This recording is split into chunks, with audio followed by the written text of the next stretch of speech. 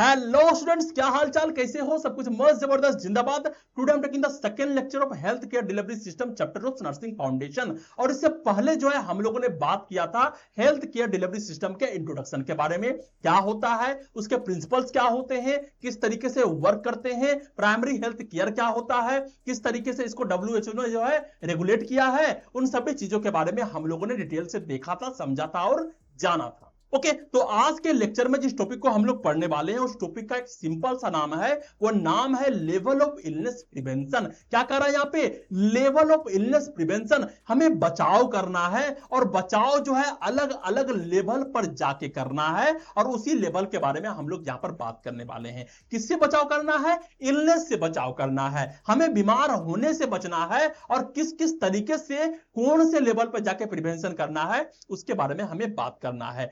बहुत ही इंपॉर्टेंट है, तुम्हारे यूजी एग्जाम के लिए भी इंपॉर्टेंट है और तुम्हारे कॉम्पिटिटिव एग्जाम के लिए भी आवश्यक है। ओके, तो इसको पढ़ना, अच्छे तरीके से समझना, हर जगह जो है तुमको काम आएगा। चाहे वो कम्युनिटी पढ़ोगे, तुम 3rd ईयर में 4th ईयर में, हर जगह पे तुमको यहां पर जो है काम देने वाला है। तो थोड़ा सा समझ के बढ़िया तरीके से इसको पढ़ना।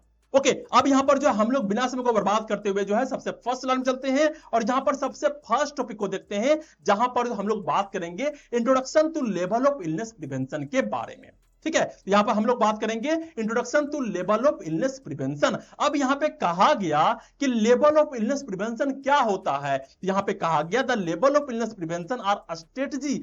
स्ट्रेटजी का मतलब क्या होता है? इट इज द रणनीति, किस तरीके से चीजों को करना है। ये एक स्ट्रेटजी है used in public health and nursing. कहां यूज होता है? ये पब्लिक हेल्थ के लिए यूज होता है और ये नर्सिंग में यूज होता है। किस लिए यूज होता है? तो स्टॉप डिजीज, यहां पर जो है डिजीज को रोकने के लिए। क्या चीज से? अकरिंग से, प्रोग्रेसिंग से एंड काउजिंग कॉम्प्लिकेशन, ताकि डिजीज जो है किसी को ना हो, ताकि जो अगर किसी को डिजीज हो गया है तो उसका प्रोग्रेशन ना हो। मींस अगर किसी को माइल्ड रूप में है वो मॉडरेट रूप में ना जाए, वो जो है और क्रोनिक स्टेज में ना पहुंच जाए, इससे जो है वहां पर रोकना है। एंड काउजिंग कॉम्प्लिकेशन, और उस डिजीज के माध्यम से जो भी कॉम्प्लिकेशन हो रहे हैं उन सभी का रोकथाम करना है।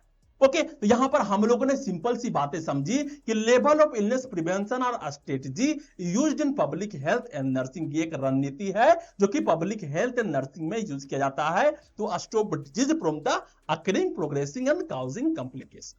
ठीक है, अब नेक्स्ट पे कह रहा है कि द एम, इसका एम क्या है? इसका एम है प्रोटेक्ट हेल्थ, हेल्थ को प्रोटेक्ट करना, प्रमोट करना, वेलबींग को, हर एक इंसान को अच्छा खुशहाल बनाना, एंड रिड्यूस सफरिंग, मींस लोग जो है डिजीज से सफर ना करे उसको रिड्यूस करना, bye acting at the different stage of the disease process. जो भी जो है अलग अलग तरीके के जो भी डिजीज होते हैं उसके जो भी लेवल्स होते हैं, माइल्ड वाले, मॉडरेट वाले, क्रोनिक वाले, उस सभी लेवल पर जाकर के जो है लोगों के जो भी जो है वहां पर कष्ट है उसको दूर करने का प्रयास करना। ओके, तो ये सारे कहां पर आएंगे? लेवल ऑफ इलनेस प्रिवेंशन में आएंगे। ओके, अब यहां पर हम लोग नेक्स्ट चलते और हमें देखने को मिल रहा है there are 4 level of prevention. Prevention के जो है 4 लेवल होते हैं, लेकिन मोस्टली जो है तुम्हारे बुक में जो ये चैप्टर्स होंगे वहां पर 3 लेवल दिए होंगे, primary, secondary and tertiary. Okay, लेकिन हम लोग यहां पर पढ़ेंगे 4 लेवल। कितने लेवल पढ़ेंगे? 4 लेवल पढ़ेंगे और ये इंपॉर्टेंट है इसलिए मैं बता रहा हूं, चाहे तुम GNM वाले हो, चाहे तुम BSc नर्सिंग वाले हो, कोई भी हो। ओके, यहां पर 4 लेवल ऑफ प्रिवेंशन है, क्योंकि जो है तुमको कम्युनिटी में भी पढ़ना है। तुम्हारे यूजी के एग्जाम खत्म होने के बाद भी जो है जब तुम कॉम्पिटिटिव एग्जाम की तैयारी करोगे, गवर्नमेंट जॉब की तैयारी करोगे, वहां पर भी इससे बहुत सारे क्वेश्चन पूछे जाते हैं। ओके, तो यहां पर जो सबसे पहला आता है that is called the primordial prevention, second आता है प्राइमरी प्रिवेंशन, थर्ड आता है सेकेंडरी प्रिवेंशन एंड फोर्थ आता है टर्सरी प्रिवेंशन। प्रीमोर्डियल प्रिवेंशन में क्या होता है? Stop risk factor from developing, हमें जो है रिस्क फैक्टर को डेवलप होने से ही रोकना है। ओके, अब रिस्क फैक्टर क्या होता है? वैसे फैक्टर, वैसे रिस्क जिसके माध्यम से जो है इंसान को डिजीज हो सकता है। अब मान लेते हैं कि अगर तुम जो है सिगरेट पीते हो तो सिगरेट पियोगे तो तुम्हारा लंग्स जो है खराब होगा। तो हमें जो है लंग्स खराब ना हो उसके लिए क्या करना होगा? हमें जो है सिगरेट को छुड़वाना होगा। That is come under the primordial prevention. Okay, तो रिस्क फैक्टर को जो है डेवलप होने से जो है यहां पर रोकना है। प्राइमरी प्रिवेंशन में क्या होता है? Prevent prevent disease before it start, हमें किसी को बीमारी होने नहीं देना है, बीमारी को स्टार्ट होने ही नहीं देना है। इस तरह से हमें जो भी करना होगा हम करेंगे। That is come under the primary prevention. Secondary prevention क्या होता है? Detect and treat disease early. अगर किसी को डिजीज हो गया है, किसी को इन्फेक्शन हो गया है, तो जितना जल्दी से जल्दी हो सके हमें उसे डायग्नोस करना है, हमें उसे डिटेक्ट करना है और उसका ट्रीटमेंट करवाना है। Okay, that's come under the secondary prevention. Third होता है टर्सरी प्रिवेंशन। और यहां पे क्या होगा, जो इंसान जो है क्रोनिकली तरीके से बीमार हो गया है उसको रिहेबिलिटेट करना और जो भी कॉम्प्लिकेशन जो है वो डिजीज के कारण हो रहे हैं उसको प्रिवेंट करना। That's come under the tertiary prevention. तो हम लोग जो है चारों प्रिवेंशन के बारे में जो है अच्छे तरीके से डिटेल से हम लोग पढ़ने वाले हैं। ओके, तो यहां पर सबसे पहला आता है और यहां पर देखने को मिल रहा है क्या, वो देखने को मिल रहा है प्रिमोर्डियल प्रिवेंशन। और प्रिमोर्डियल प्रिवेंशन का मतलब क्या होता है? Prevent the emergence of risk factor. यहां पर जो है रिस्क फैक्टर के इमरजेंस से जो है इंसान को प्रिवेंट करवाना है और ये 0 नंबर पे आता है। ओके, अब यहां पर सबसे पहले कहा गया इसका डेफिनेशन के बारे में। डेफिनेशन क्या कहा गया कि action taken to avoid the development of risk factor. सबसे पहले कहा गया इसको समझना है अच्छे तरीके से, क्योंकि यहीं से क्वेश्चन बनते हैं। यहां पे कहा गया है कि वैसे action taken to avoid development of risk factor themselves.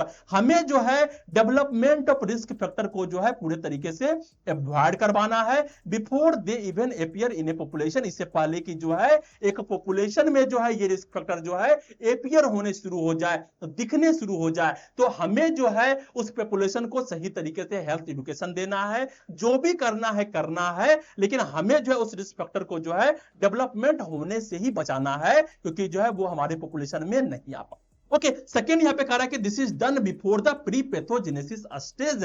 Pre pathogenesis stage का मतलब क्या होता है? पहले ये समझो कि पैथोजेनेसिस स्टेज क्या होता है। अगर तुम्हारे बॉडी के अंदर इंफेक्शन चला गया, it is called the pathogenesis stage, क्योंकि अब वहां पर जो पैथोजेन होंगे, जो वायरस होंगे, जो बैक्टीरिया होंगे, अब वहां पे डिवाइड करना शुरू करेंगे। ओके, प्री पैथोजेनेसिस स्टेज का मतलब होता है इन्फेक्शन होने से पहले जो है हमें जो भी करना है वो हम करेंगे। तो it is done before the pre pathogenesis stage. Example के तौर पे कहा गया before risk factor like unhealthy diet. यहां पर जो है अगर अनहेल्दी डाइट ले रहा है तो ये भी एक रिस्क फैक्टर है। ओके, इसको टिक करवाना। स्मोकिंग करने से रोकना और सेडेंटरी लाइफस्टाइल डेवलप। जो सेडेंटरी लाइफस्टाइल होते हैं, जो गंदे लाइफस्टाइल होते हैं, बहुत ही पिज्जा बर्गर खाना, सिगरेट पीना, अल्कोहल लेना, इस सभी से जो है डेवलप होता है। तो यहां पर जो इससे पहले जो हमें इसका रोकथाम करना है। Okay, and it is come under the primordial prevention. अब यहां पे कह रहा है कि इसका गोल क्या है, आखिर जो है हम ये प्रिवेंशन कर रहे हैं तो इसका गोल क्या है, इसका एम क्या है? यहां पे कहा गया कि create a healthy environment and lifestyle. एक हेल्दी इन्वायरमेंट का निर्माण करना है, एक हेल्दी लाइफस्टाइल का निर्माण करना है तो prevent the emergence of factor, ताकि ये सारे फैक्टर्स जो है यहां पर इमरजेंस ना हो, यहां पर आना शुरू ना कर दे, that can lead to disease in the future, और जिस कारण से जो है हमें फ्यूचर में देखना पड़े। तो हमें कुछ ऐसा करना है ताकि लोग जो है सिगरेट पिए ही ना, हमें कुछ ऐसा करना है कि लोग जो है अल्कोहल को हाथ ही ना लगाए। Okay, that all are coming under the primordial prevention. Okay, अब यहां पर जो हमें नेक्स्ट देखने को मिल रहा है वो एग्जांपल के तौर पे क्या क्या कहा है। तो पहला एग्जांपल है health education in school about healthy eating. हमें स्कूल में जाके हेल्थ एजुकेशन देना है कि हेल्दी ईटिंग क्यों जरूरी है, क्यों अच्छा खाना खाना चाहिए, क्यों एक्सरसाइज करना चाहिए। नेक्स्ट है ban on tobacco and alcohol advertisement. जो है टोबैको वाले, अल्कोहल वाले जो एडवर्टाइजमेंट करते हैं उसको बैन करना है। नेक्स्ट है promoting walkable cities and parks to encourage physical activity. वहां पर जो भी शहर है, जो भी जो है गांव है, वहां पर जो कुछ ऐसे जगह बनाना चाहिए जहां पर लोग आके एक्सरसाइज करे, लोग आके योगा करे, लोग वहां पर टहले, ताकि जो है उसका हेल्थ जो है अच्छा रहे। नेक्स्ट है रेगुलेटिंग जंक फूड सेल्स इन ए स्कूल। जो स्कूल्स पर जो है बहुत ज्यादा मात्रा में जो है जंक फूड रेगुलेट होते हैं, वहां पे जंक फूड मिलता है, उसको जो है वहां पे बंद करवाना है कि बच्चे जो है जंक फूड ना खाएं, और अगर जंक फूड नहीं खाएंगे तो उसका हेल्थ भी खराब नहीं होगा। ओके, नेक्स्ट आप कह रहा है कि policies to produce pollution and promote clean environment. यहां पर क्या होता है कि वैसे पॉलिसीज को बनाना है गवर्नमेंट के द्वारा जो कि पॉल्यूशन को रिड्यूस कर सके, जो प्रमोट करे क्लीन एनवायरनमेंट को। ये सारे आ जाएंगे प्रिमोर्डियल प्रिवेंशन में। एग्जांपल डिजीज के बारे में बोला गया तो preventing obesity, hypertension, diabetes for encouraging good lifestyle habit early in life. यहां पे क्या कह रहा है कि अगर हमें ओबेसिटी से बचाना है, अगर हमें लोगों को मोटापा से बचाना है, हाइपरटेंशन से बचाना है, डायबिटीज से बचाना है, तो यहां पर हमें जो है लोगों को इंकरेज करना होगा कि वो अपने गुड लाइफस्टाइल हैबिट्स को मेंटेन रखे, और ये जो है हमें अर्ली इन लाइफ में ही जो है शुरू करना होगा। बाद में जब तुम मोटे हो गए हो, अब तुमको जो है बहुत ज्यादा मेहनत करने होंगे और बहुत लोग नहीं कर पाते हैं। तो पहले ही जो है अगर तुमको बता दिया जाए कि अगर तुम ये पार्टिकुलर चीज करोगे तो तुम्हें ये जो है हर्जाना भुगतना होगा, तो तुम ये सारी चीज जो है नहीं करोगे। Okay, and that's all are coming under the primordial prevention.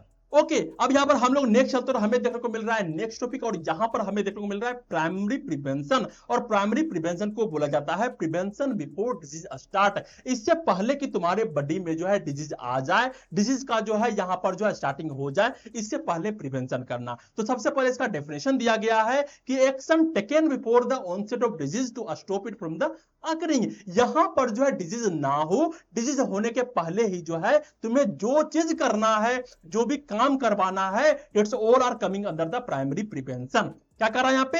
Action taken, वैसा एक्शन को लिया गया before the onset of disease, disease के आने से पहले, to stop it from occurring, यहां पे होने से उसको रोक दे। It work in the pre pathogenesis stage, और ये भी जो है प्री पैथोजेनेसिस स्टेज में काम करता है। Before the disease stimulus appear, यहां पर जो है डिजीज के सिम्टम्स दिखने स्टार्ट हो, उससे पहले जो है ये सारे स्टेप लिए जाते हैं।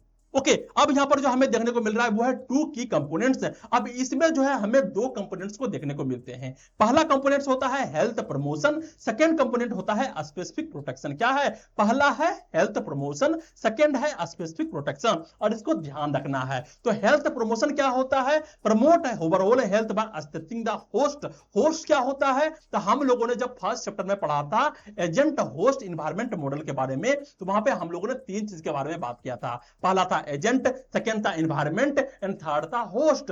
होस्ट कौन होता है? जिसको जो है ये सारे इंफेक्शन होंगे, चाहे वो इंसान हो सकता है, चाहे वो जानवर हो सकता है, जिसको बीमारी होने का चांस है, दैट्स कॉल्ड द होस्ट। तो उस होस्ट को स्ट्रेंथनिंग करना, उसको मजबूत करना, ताकि जो है उसका हेल्थ अच्छा हो सके। यहां पे क्या कहेंगे? उसको बोलेंगे बैलेंस न्यूट्रिशन लेने के लिए, उसको बोलेंगे एक्सरसाइज एंड योगा करने के लिए, उसको कहेंगे हेल्थ एजुकेशन प्रोग्राम में शामिल होने के लिए, ताकि तुम जान सको किस तरीके से अपने आप का प्रिवेंशन करना है। And the family planning and genetic counselling के लिए भी जो है यहां पर उसको इंकरेज करना है। And that's all are the coming under the health promotion. Okay, अब हेल्थ प्रमोशन हो गया। अब यहां पे है स्पेसिफिक प्रोटेक्शन। स्पेसिफिक प्रोटेक्शन का मतलब क्या होता है? टारगेट द एजेंट और इन्वायरमेंट। यहां पर हम लोगों ने होस्ट को मजबूत कर दिया। अब यहां पे एजेंट, एजेंट कौन होता है? जो डिजीज को काउज करेगा, वैसे बैक्टीरिया, वैसे वायरस, ये सारे आ जाएंगे एजेंट में। इन्वायरमेंट जहां पे इंसान रह रहा है, अब उस एक्सपोजर में जो है हमें जाके वर्क करना है, स्पेसिफिक प्रोटेक्शन का काम करना है। तो पहला होगा इम्यूनाइजेशन, हर एक को जो है इम्यूनाइज करना है, चाहे वो पोलियो वाला हो, मिजल्स वाला हो। Disinfection of the water and food supply, जो भी वाटर्स हैं, जो भी फूड्स हैं, वहां पर जो बताना है कि इसको साफ सुथरा करके खाना है। यहां पर अगर कीटाणु है तो उसको हटा देना है, सारा गला नहीं खाना है। नेक्स्ट है mosquito contain for malaria and dengue. यहां पर जो भी मॉस्किटो कंट्रोल होगा उसको करवाएंगे। वहां पर जो भी छिड़काव करवाना होता है वो छिड़काव करवाएंगे। जो गैस आजकल चल रही होती है कि जाके गैस छोड़ा जाता है, वो भी करवाना है। तो मलेरिया एंड डेंगू के कंट्रोल के लिए जो है यहां पे जो करना होगा वो करवाएंगे। It is called the specific protection. Next है सेफ्टी गियर इन वर्कप्लेस। जहां पर तुम काम करते हो वहां पर सेफ्टी गियर का ध्यान रखना है। अगर तुम जो है मेडिकल में काम कर रहे हो, वहां पर तुम्हें जो है ग्लव्स पहन करके ही जो है किसी भी तरीके का एडमिनिस्ट्रेशन देना है पेशेंट। ओके, तो यहां पर सेफ्टी गियर का ध्यान रखना है। And that's all are the coming under the primary prevention. यहां पर पूछा जाता है कि ये कौन सा प्रिवेंशन है। अगर पूछा जाए कि मॉस्किटो को कंट्रोल करना है तो ये कौन से प्रिवेंशन में आएंगे? प्रिमोर्डियल में आएंगे, प्राइमरी में आएंगे, सेकेंडरी में आएंगे, या फिर टर्सरी में आएंगे? यहां पर तुमको बताना होगा कि that is coming under the primary prevention. Example क्या है? Polio vaccination, wearing helmet, hand hygiene, that's all are the coming under the primary prevention. Okay अब यहां पर हम लोग नेक्स्ट चलते रहे, हमें देखने को मिल रहा है नेक्स्ट टॉपिक, और यहां पे देखने को मिल रहा है सेकेंडरी प्रिवेंशन। हम लोगों ने जो है प्रीमेडियल को पढ़ लिया, हम लोगों ने प्राइमरी को पढ़ा, अब यहां पर हम लोग देखते हैं सेकेंडरी प्रिवेंशन क्या होता है। तो सेकेंडरी प्रिवेंशन को बोला गया early detection and quick action. अब इंसान को जो है डिजीज हो चुका है, अब इंसान को जो है बीमारी हो चुका है, अब यहां पे जितना जल्दी से जल्दी हो सके अर्ली डिटेक्शन करवाना है, जल्दी से जल्दी डायग्नोसिस करवाना है, और जल्दी से जल्दी जो है ट्रीटमेंट को शुरुआत करना है, ताकि वो डिजीज जो है क्रोनिक रूप ना ले।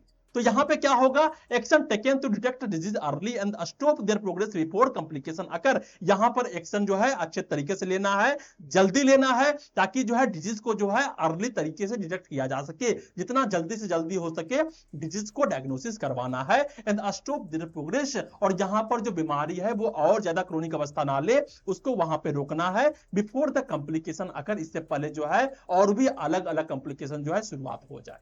ओके तो that's the definition of secondary prevention. अब यहां पर जो नेक्स्ट देखने को मिल रहा है वो है की इंटरवेंशन। अब यहां पर जो है कौन कौन से इंटरवेंशन देखने को मिलेंगे, तो यहां पर दो तरीके के देखने को मिलेंगे, पहला होगा अर्ली डायग्नोसिस एंड सेकंड होगा प्रॉम्प्ट ट्रीटमेंट। यहां पर सबसे पहले क्या है, हमें अर्ली डायग्नोसिस करना है, जितना जल्दी से जल्दी हो सके। अगर हमको पता लग जाए कि इस पार्टिकुलर चीज में, इस पार्टिकुलर इंसान में कौन सी बीमारी हुआ है, तब उसका इलाज जो है हम लोग अच्छे तरीके से कर पाएंगे। नेक्स्ट है प्रॉम्प्ट ट्रीटमेंट। अब उसके बाद डायग्नोसिस हो गया है, उसके बाद जो है हमें सही तरीके से ट्रीटमेंट करवाना है। तो that's all are coming under the secondary prevention. यहां पे जो अर्ली डायग्नोसिस की बात हो रही है, तो finding the disease early even before serious symptom, इससे पहले की जो है सीरियस सिम्टम शो करे, उससे पहले जो है हमें अच्छे तरीके से डिजीज के बारे में जो है फाइंडिंग कर लेना है। ओके तो यहां पे कौन कौन से आएंगे, जैसे हो गया यहां पे पहला मेमोग्राम फॉर ब्रेस्ट कैंसर। अगर किसी महिला को जो है ब्रेस्ट कैंसर है, तो उसको डायग्नोसिस करने के लिए मेमोग्राम करवाते हैं। मेमोग्राम में क्या होता है, जो महिला होती है उसके ब्रेस्ट का जो है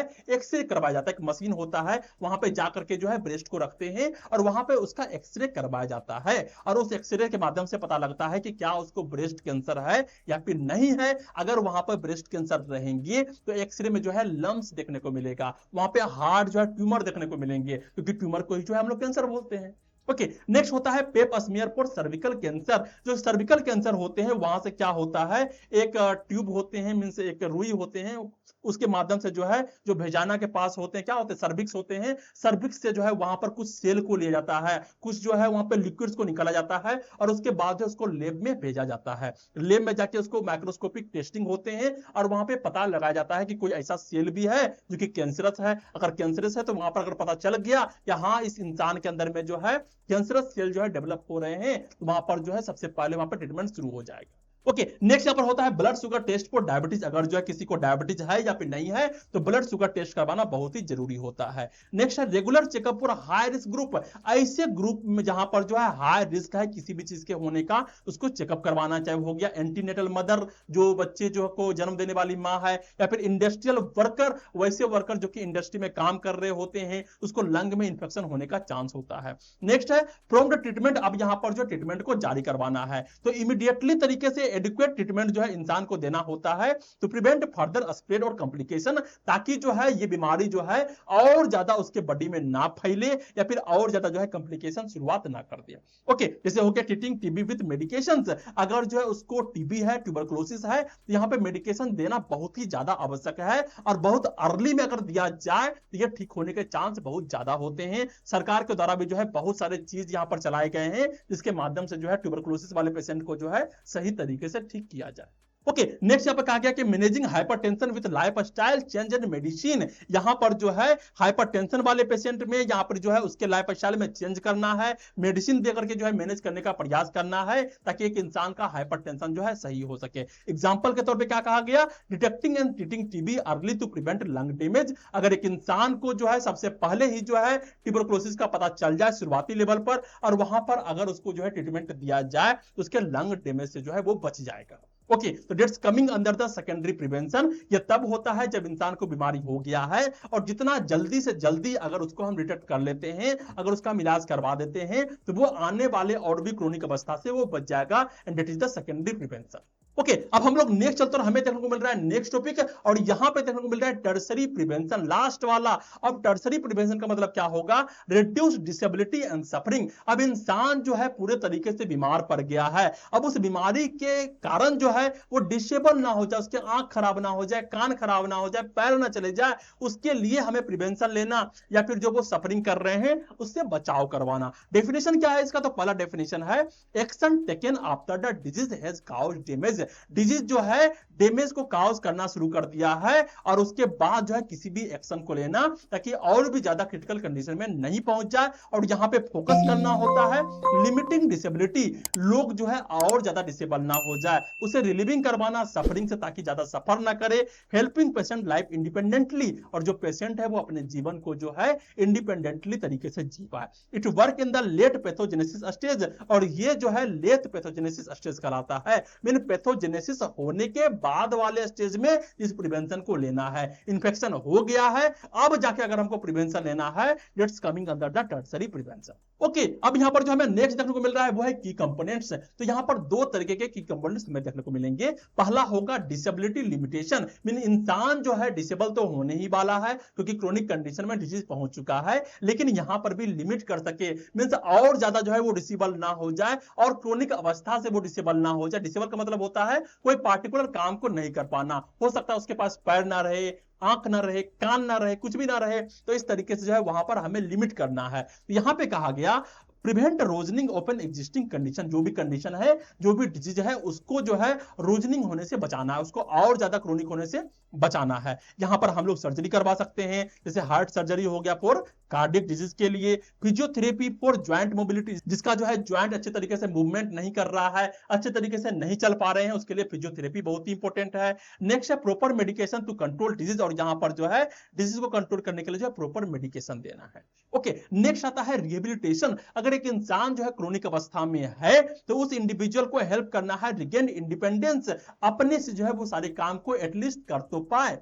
ओके यहां पे होता है प्रोस्थेटिक फॉर एम्प्यूट्स, मीन जो है यहां पर वैसे पीपल जिसके पैर नहीं है उसको नकली पैर बना के दिया जाता है, it is called the prosthetics, और उसके माध्यम से वो चलता है। जिसकी आंख नहीं है तो वहां पर प्रोस्थेटिक के रूप में जो एक आंख दिया जाता है, भले उससे वो देख नहीं सकता है लेकिन उसके फेस को जो है अच्छा रखने में वो मदद करता है। ओके नेक्स्ट है speech therapy for stroke patient, वैसे पेशेंट जो कि जो है स्ट्रोक में है उसको स्पीच थेरेपी दिया जाता है। नेक्स्ट है vocational training for disabled individual, ऐसे इंडिविजुअल जो कि जो चल नहीं पा रहे हैं, कुछ कर नहीं पा रहे हैं, उसको वोकेशनल ट्रेनिंग देना, वैसा ट्रेनिंग देना जिसके माध्यम से वो कुछ कमा सके, वो कुछ अर्निंग कर सके। नेक्स्ट है social and community support program, यहां पर जो है social and community support program को चलाना है, जहां पर जो है सोसाइटी उसको जो है सपोर्ट करे, जहां पर कम्युनिटी जो है उसको सपोर्ट करे ताकि वो अपने लाइफ में कुछ कर पाए।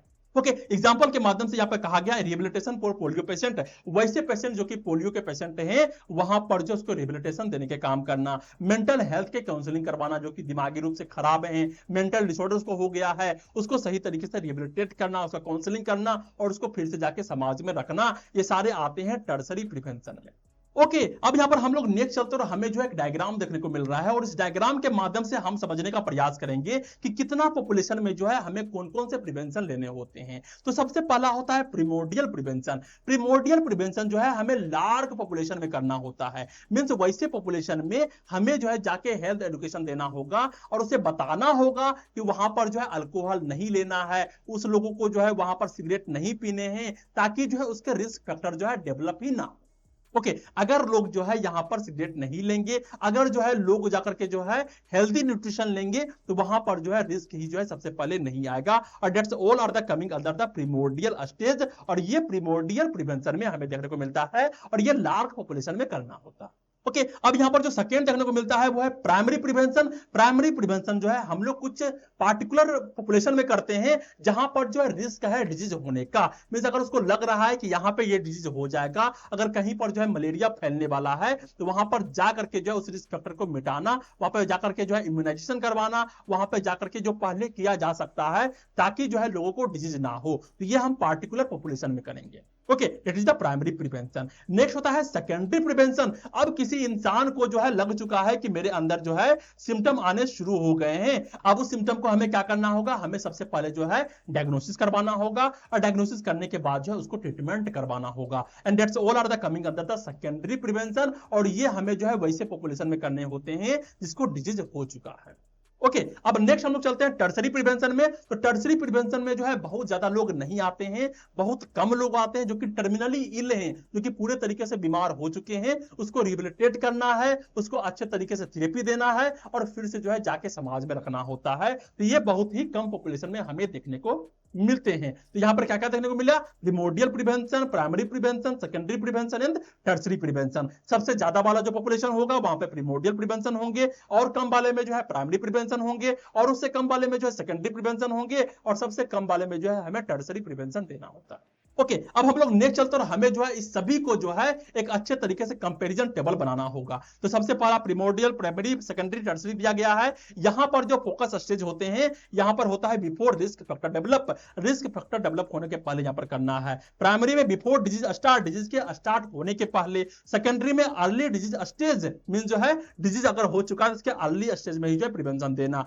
टर्सरी में है लेट डिजीज स्टेजेस। ओके, इसका गोल क्या होता है प्रिमोर्डियल का, prevent the appearance of risk factor, factor से यहां पे बचाना है। और एग्जांपल के तौर पे हो गया टोबैको को बैन करना, हेल्दी लाइफस्टाइल एजुकेशन देना, पोल्यूशन को कंट्रोल करवाना। प्राइमरी में होता है stop the disease before it occur, disease होने के पहले जो है ये सारे काम करवाने हैं, जैसे वैक्सीनेशन हो गया, क्लीन वाटर देना, हेलमेट देना ताकि जो एक्सीडेंट ना हो। नेक्स्ट सेकेंडरी की जब बात करते हैं, detect early and treat promptly, mean जो है अगर किसी को बीमारी हो गया है तो जितना जल्दी से जल्दी हो सके वह डिटेक्ट करना है और जो है सही तरीके से ट्रीटमेंट देना है, जैसे कैंसर का स्क्रीनिंग करवाना, मेमोग्राफी करवाना। नेक्स्ट होता है बीपी का चेकअप करवाना। नेक्स्ट यहाँ पर मिल रहा है रिड्यूस डिसेबिलिटी एंड सफरिंग, जो कि टर्सरी में आता है। अगर वो बीमार हो चुका है टर्मिनली तरीके से तो वहां पर उसके डिसेबिलिटी को रिड्यूस करना, उसके हाथ पैर कट ना जाए, उसके आंख खराब ना हो जाए, इस सभी का ध्यान रखना। और यहां पर जो है फिजियोथेरेपी देना काम होता है, प्रोस्थेटिक देना काम होता है, जो कि नकली पैर होते हैं, नकली हाथ होते हैं, ये सारे यहां पर दिए जाते हैं और जो है काउंसलिंग करवाया जाता है। Okay, that's all are the comparison table. और यहां पर हम लोगों ने जो है सभी को कंपैरिजन किया कि किसके फोकस स्टेज क्या होते हैं, किसके गोल क्या होते हैं, किसके एग्जांपल्स क्या होते हैं। ओके, अब यहां पर हम लोग लास्ट में चलते हैं और यहां पर जो है एग्जांपल के माध्यम से जो है फिल करने का प्रयास करते हैं। हम लोगों का जो है ये टॉपिक कंप्लीट हो चुका है, एकदम सिंपल से एक स्टोरी के माध्यम से समझने का प्रयास करते हैं ताकि तुम इसको फिल कर सको। यहां पे कहा है, इमेजिन करना है रवि एक यंग बॉय है, एक जवान लड़का है। यहां पर जब बात करते हैं प्रिमोर्डियल प्रिवेंशन का, तो his school teaches about healthy eating and danger of smoking. यहां पर जो है उसके टीचर उसको बताता है कि किस तरीके से जो है हेल्दी ईटिंग करना है और डेंजर ऑफ स्मोकिंग क्या होता है, मींस जो है स्मोकिंग करना कितना डेंजर होता है इसके बारे में बताया जाता है। सो ही नेवर स्टार्ट स्मोकिंग, तो इसके माध्यम से क्या होता है, वो कभी भी जो है स्मोकिंग करना स्टार्ट नहीं करता है। And that is called the primordial prevention. Okay, next पे आता है प्राइमरी की जब बात करते हैं, ही गेट वैक्सीनेटेड, उसको वैक्सीनेशन दिया गया। एंड वियर हेलमेट, वो जो है हेलमेट को पहनता है while cycling to prevent injury और इलनेस, ताकि जो है उसको इंजरी ना हो, उसको इलनेस ना हो। And that's all are the coming under the primary prevention. Next होता है सेकेंडरी प्रिवेंशन। तो वो क्या करता है, वो during a school health checkup his high blood pressure is detected early. जब जो है स्कूल में हेल्थ चेकअप हो रहा था तो उसका जो बीपी होता है वो हाई निकला, एंड ट्रीटमेंट स्टार्ट इमीडिएटली। तो वहां पर जो है उसका ट्रीटमेंट जो है वहां पर इमीडिएटली तरीके से स्टार्ट हो गया। तो उसको जो है और भी ज्यादा क्रोनिक अवस्था में पहुंचने से पहले ही जो है हाइपरटेंशन को ट्रीटमेंट कर दिया जाएगा।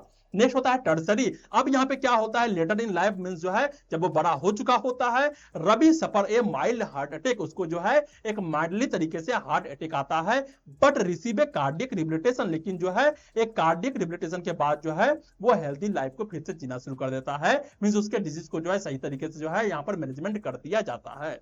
ओके, तो ये सारे जो थे वो एग्जांपल के माध्यम से हम लोगों ने समझने का प्रयास किया कि किस तरीके से जो है ये सारे प्रिवेंशन जो है अलग अलग स्टेज में लिए जाते हैं और ये क्यों जरूरी होता है। ओके, तो आज के लेक्चर में हम लोगों ने देखा लेवल ऑफ इलनेस प्रिवेंशन, और यहां पर हम लोगों ने बहुत चीजों के बारे में जाना, समझा और पहचाना। तो आज का लेक्चर कैसा लगा, कितना समझ में आया, कितना समझ में नहीं आया, कौन से कंफ्यूजन रह गए हैं, वो नीचे कमेंट करना है और कमेंट जरूर करना है, क्योंकि इसी से मुझे मोटिवेशन मिलता है। वीडियो को लाइक करो, शेयर करो, इस वीडियोस को शेयर करो और इस वीडियो को अपने वैसे दोस्तों को जिसको इसका जरूरत है और जिसको नर्सिंग फाउंडेशन पढ़ना है। ओके, और क्या करना है, इस चैनल को सब्सक्राइब करना है। Okay, thank you.